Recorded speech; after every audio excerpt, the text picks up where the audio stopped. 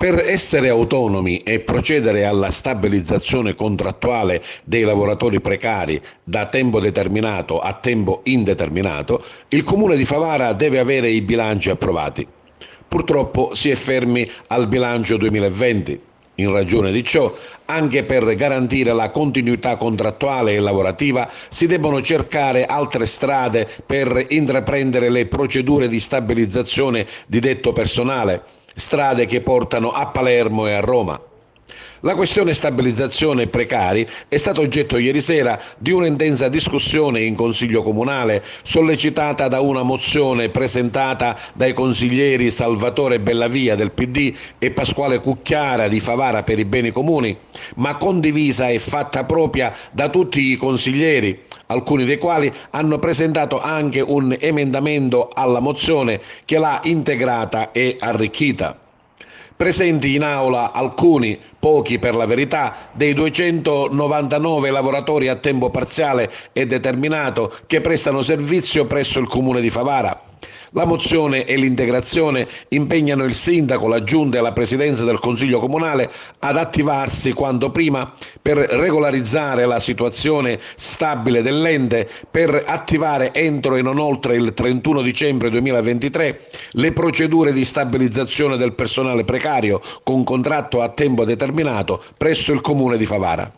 Il sindaco Antonio Palumbo ha percorso il lavoro fatto dalla sua amministrazione nel settore dei lavoratori precari, un impegno profuso unitamente ai sindaci di Porto Empedocle e Casteltermini per cercare soluzioni, sollecitando interventi ed anche autorizzazioni sia dal governo regionale che da quello nazionale.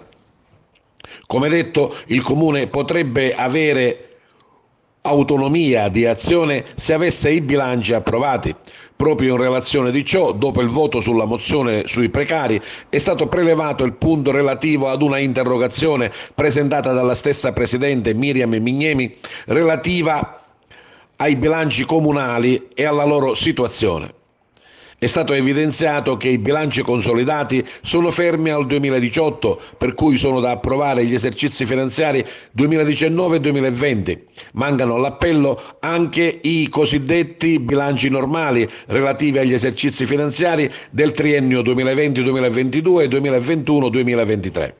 Il Comune di Favara, per la loro relazione, si avvale anche dal supporto tecnico di una ditta esterna.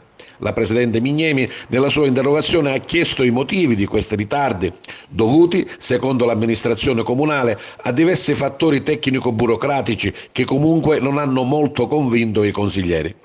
Conclusa la discussione su mozione e interrogazione, si è passati alla trattazione dei punti operativi inseriti all'ordine del giorno, che vedeva in primo piano importanti variazioni di bilancio per fondi del PNRR, il Piano Nazionale di Ripresa e Resilienza. Ma diversi consiglieri hanno deciso di uscire dall'aula facendo cadere il numero legale. All'appello della Presidente Mignemi, solo 9 dei 21 consiglieri presenti in prima battuta hanno risposto all'appello. Seduta spostata di un'ora, ma come prevedibile solo la Presidente Mignemi era presente, per cui la riunione proseguirà questa sera alle ore 18:30, numero legale permettendo.